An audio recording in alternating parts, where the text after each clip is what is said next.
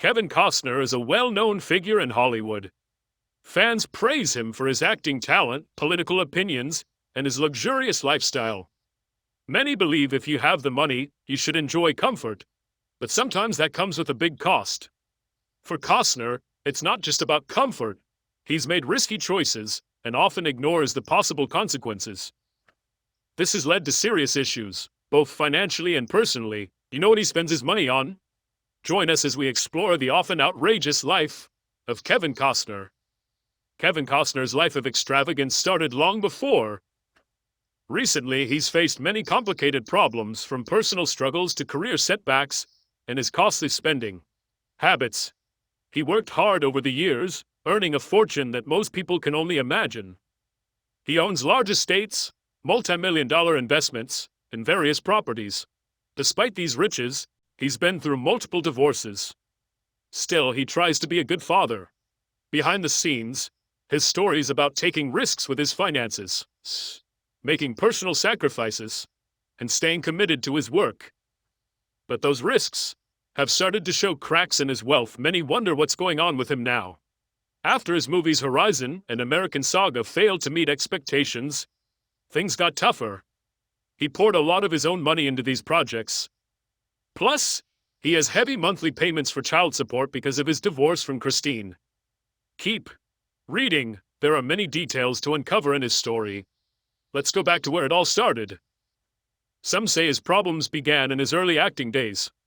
Walter, his father, was an electrician. Later, he worked for Southern California Edison. Mother Sharon Ray was a welfare worker. Kevin was born on January 18, 1955, in Linwood, California. His childhood was pretty normal, though his family moved around a lot because of his father's jobs. Despite the constant moving, he grew up living a typical life. Kevin Costner's early years were far from glamorous. He was shy and had difficulty fitting in at school, partly because of all the moves his family made. This constant switching affected him, but even then he had a vivid imagination and loved storytelling. He started writing poetry and even thought about becoming a writer. Acting, however, came later in his life. When he reached college, he attended California State University Fullerton, studying business administration. At first, that path seemed disconnected from Hollywood's bright lights. Yet college gave him the chance to explore acting. During his final year, he began taking acting classes on the side. Choosing between a steady job in business and the uncertain world of acting wasn't easy. He struggled with that decision, until a chance encounter changed everything. On a flight to Mexico, he met Richard Burton. Meeting the famous actor inspired Costner to pursue acting full-time. After that meeting, he quit his marketing job and threw himself into the craft. Even if it meant financial struggles, Costner's journey in Hollywood wasn't smooth.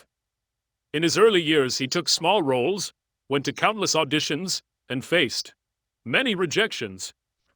His first real part was in a softcore film called Sizzle Beach, USA, a project he probably wished he could forget. The film didn't come out until after he became famous. That project was just a stepping stone early in his career. For a while, he worked odd jobs like truck driving and working on fishing boats to pay bills. His life wasn't glamorous, but it was a necessary part of his growth. Success wasn't given to him. He had to work hard, spent years in tiny apartments, taking acting classes, practicing his craft. While waiting for that one break, his big chance came in 1983 with The Big Chill. This drama, directed by Lawrence Kasdan, told the story of college friends reuniting after a friend's death. Costner played Alex, the dead friend, a role he was meant to reveal through flashbacks. This film marked his first major step toward fame and showed he could take on larger roles. Throughout the movie, Kevin Costner had flashbacks of his scenes. Unfortunately, all those scenes were cut from the final version. This meant he had no lines and no presence on screen. It was a tough blow, but he chose to see it as a chance to move forward. Though disappointed, he didn't give up. Instead, he pushed harder, auditioning for new roles and taking small parts. He knew his big break was still out there. In 1985, he finally got his shot in Silverado, a film directed by Lawrence Kasdan. Unlike before, he didn't get discouraged or leave because of the same director. Silverado was the role he'd waited for, played Jake, a charming but reckless cowboy. The film was well liked, and Costner's role was praised. He did very well, and the film's success made him more known in Hollywood. Suddenly he went from a struggling actor to a promising star. Silverado opened many doors for him, but he was careful what he chose next. Didn't take any role that came along. Instead, he picked projects with good scripts and strong directors. This approach worked. By the late 1980s, Costner was a leading man. His next big hit was The Untouchables in 1987. Directed by Brian De Palma, he played Elliot Ness, the lawman who took down Al Capone. This role was different from his cowboy parts. Showed off his range as an actor. The Untouchables did well at the box office and earned him praise from audiences. He gained more fans, though critics had their opinions too. This film made him a star. After years of small steps, he finally made it big. The success led him ask for higher pay and pick better projects. But his new fame changed his lifestyle. He bought a big ranch in Aspen, Colorado. It became his escape from Hollywood. Stress at first, that was good. He loved the outdoors, especially horseback riding and fishing. His ranch grew known as a peaceful retreat. In 1990, Kevin Costner decided to take a major step in his career by directing his first film, Dances with Wolves. This was no ordinary movie. It was an epic western that Costner not only directed but also starred in. The project was a huge challenge, with a budget exceeding $22 million. At that time, that was a significant amount for a debut director. Many in Hollywood doubted whether Costner could handle such a big production. Dances with Wolves became a huge success.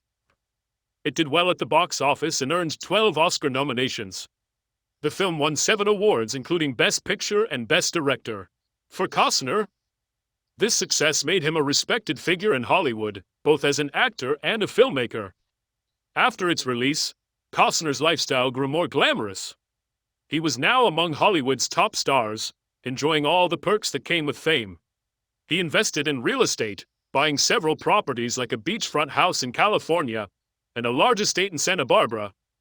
He also indulged in luxury cars, private jets, and exotic trips. Despite his lavish lifestyle, Costner stayed grounded. He often retreated to his ranch to enjoy some peace away from the public eye.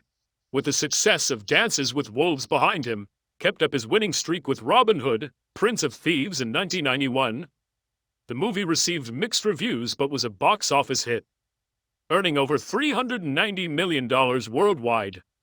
Costner's portrayal of Robin Hood boosted his fame even more. During this time, he was one of the highest-paid actors in Hollywood. He earned millions for each film and enjoyed a lifestyle matching his success. Along with property investments, Costner became part owner of the Midnight Star Casino in Deadwood, South Dakota. He even opened a restaurant. But his rise wasn't without setbacks. The mid-1990s brought some box office flops, including Waterworld in 1995. The film had a big budget, and many invested heavily in it. But critics didn't like it. Despite the money spent, the movie didn't do well. Costner's high-end lifestyle continued despite these setbacks. The failures hit his reputation and were tough professionally. Critics doubted him, and his standing in Hollywood was shaken. Still, Costner kept working. He kept making movies, acting, and growing his business empire. His personal life was just as dramatic as his career. In 1994, he went through a very public divorce from his first wife, Cindy Silva, after 16 years of marriage. The settlement was one of the most expensive in Hollywood history. Court said it cost him around $80 million. Even with this financial hit, he kept living a luxurious life. He bounced back and kept acting and directing movies like The Postman and Open Range. He also explored new interests, including music. After early success in Hollywood, he faced a tough period with his divorce from Silva. It was hard emotionally, and financially, the $80 million settlement was a heavy blow. Despite that, he moved forward. Soon enough, he found love again. In 2004, he married Christine Baumgartner, a model and handbag designer. He's now happily married, and they still enjoy date nights together. It feels good to be with someone who shares his life and passions. Costner says that success in this business is rare, and that it's satisfying to still be working and appreciated. Being part of a show that stays popular makes him feel lucky. Before finding this happiness, his personal life faced even more challenges. He experienced a second divorce from Bridget Rooney. They had a brief relationship in the mid-1990s, after his split from Silva. They had a son named Liam, whom Costner has always supported. Their relationship didn't last long, but they parted on friendly terms. Still, it was a difficult time. For him publicly, everyone wanted to know about his life. Costner's love life has seen many ups and downs, but his commitment to fatherhood remains strong. He is a caring and loving dad to all his children. From his first marriage to Cindy Silva, his son with Rooney, and his children with Christine, his devotion never wavered. In 2004, it seemed like he finally found lasting happiness. When Kevin Costner married Christine Baumgartner during a grand wedding at his Aspen ranch, everything seemed to be going well. He was doing well in his career and trying to be a good father, didn't want to get caught up in balancing work and family responsibilities. Unfortunately, that marriage ended after recent events, and many things changed in his life. Rumors are spreading that Kevin Costner is close to going broke. That sounds very serious and sad, but what has actually happened? Keep reading as we explore the true story. Kevin Costner is a well-known Hollywood star. Over the years, he has acted in and produced many movies. He should have saved enough money for hard times. Still, we can't predict what each day will bring. Recent events have put him in a difficult financial spot that many find hard to believe. Costner, who enjoyed a successful career, is now facing bankruptcy because of his passion project. That project is Horizon, the American saga. It is a 4-part Western epic. Costner invested $38 million of his own money into the film. Besides the money, he also worked very hard on it. He's someone who deeply cared about this project. Many were upset when they heard he wouldn't be in Yellowstone anymore. Costner loved making that show. The project was a big labor of love for him. But it has also caused financial problems. In an interview, Costner admitted that his big investment in Horizon was risky, told fans that he knew this could backfire. Still, he stayed committed to his vision. The movie covers the Civil War and the settling of the American West. For Costner, this wasn't just another movie. It felt like a legacy project. He put a lot into making it happen. To fund Horizon, Costner even mortgaged his large 10-acre beachfront home in Montecito, California. That was a huge move. He understands what's at stake, but stayed committed. Costner said he didn't want to lose track of what drives him. He was so passionate about this story. The themes in the movie matter a lot to him. The passion pushed him to take such a big financial risk. Horizon was meant to give people a real look at the struggles during that time in history. But despite all his efforts, the movie didn't do well financially. It failed to reach the goals set for it at the box office. At first, critics praised Horizon at festivals like Cannes, but the movie struggled commercially. It only made $1 million in its first weekend. That is a very low sum, especially compared to its $100 million cost. Costner's huge investment didn't pay off as planned. Horizon was supposed to be a major success, but failed to meet expectations. The shortfall has put Kevin Costner in a tough spot, raising serious worries about how he will cover the rest of his series. The struggles with Horizon aren't his only financial trouble. His personal life has also added to his stress, making things more complicated.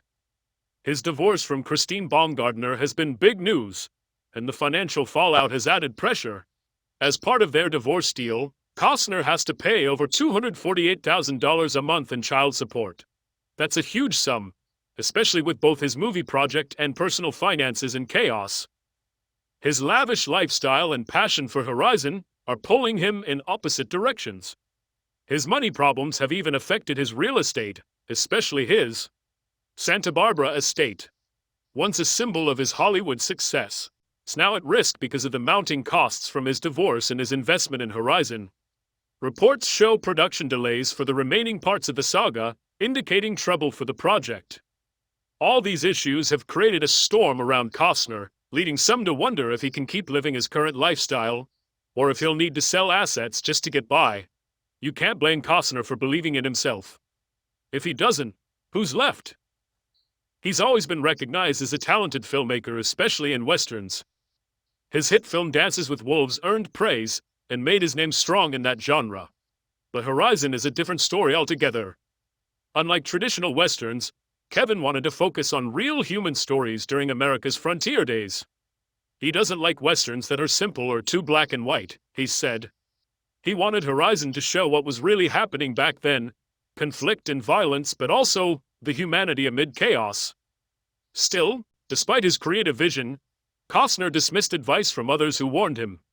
Many warned him to think twice before investing so much of his own money into Horizon. The risks for a huge project like this were clear. Yet, he stayed firm, wanting to keep control and tell his story his way. Now, those warnings seem to have come true. Some wonder if those advising him may be Paramount or Taylor Sheridan are disrespecting him. Does it matter? Costner still has hope. He sees this as a chance to do something meaningful. The movie didn't start out strong, and his future for Horizon is uncertain. For Costner, success isn't just about money. He said his goal is to make films that touch people. He wants viewers to leave thinking, that was a good movie. He hopes they'll come back for more, sharing their experience. Despite all setbacks, his focus remains on creating movies that truly connect. Horizon faces serious money problems. The audience for its complex stories and deep themes is there, but the financial side cannot be ignored. The movie has underperformed at the box office, and there's no clear way to recover the investment. Kevin Costner finds himself in a very tough spot. He admitted he doesn't want to bear all the financial burden alone. I don't want to keep doing this, he said, hoping to find a partner to help fund what's left of Horizon. But finding extra funding now is a challenge, especially since the project already struggled financially. The fallout from Horizon hits at a bad time for Costner. Split from Christine Baumgartner has brought attention to their expensive lifestyle. Court papers show they spent millions each year on homes, private trips, and luxury vacations, while Costner earns over $19 million annually. Much of that goes toward these lavish costs. Christine claims she spends more than $6 million a year just on their expenses. The divorce and Horizon's losses have pushed Costner close to financial ruin. It's not just Horizon failing that hit him hard. Years of spending big money created this crisis. Now, fans and insiders wonder what's next for him. Will he finish Horizon or give up because of money problems? Can he recover from these setbacks, or is this the end of his career? The project, from early signs, feels like a flop. Nearly $100 million was spent on it, making it unlikely to find a sponsor now. Kevin Costner is a man driven by his passion. His desire to tell meaningful stories has made him take risks others wouldn't. We don't know if those risks will pay off. But right now, he's in serious trouble financially. This shows the high cost of chasing dreams even for a star like him. Only time will tell what's next for Kevin Costner. What are your thoughts? Share below. If you liked this, like, share, and subscribe to our channel. Check out the next video on your screen. It's worth a watch.